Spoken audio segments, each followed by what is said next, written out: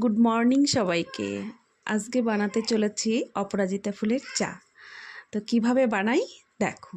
প্রথমে আমি জল বসিয়ে দেব।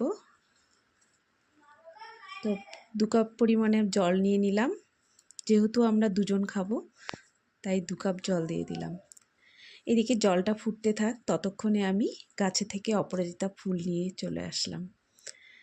তো গাছের ফুলগুলো দেখো কত সুন্দর ফুটেছে। এখান থেকে কিছু অপরাজিতা ফুল আমি নিয়ে নিলাম চায়ের জন্য।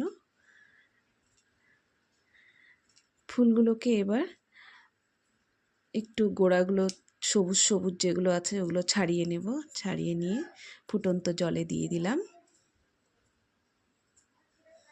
কিছুক্ষণ ফোটার পরেই রেডি হয়ে যাবে অপরাজিতা ফুলের চা।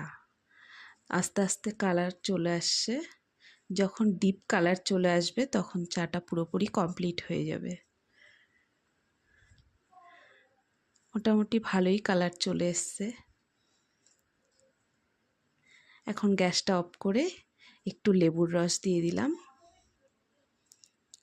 এই চাটা সকালে খালি পেটে খাওয়া খুবই স্বাস্থ্যকর।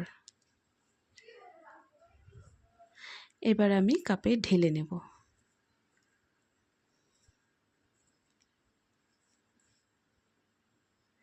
রেডি দুজনের জন্য 2 কাপ চা।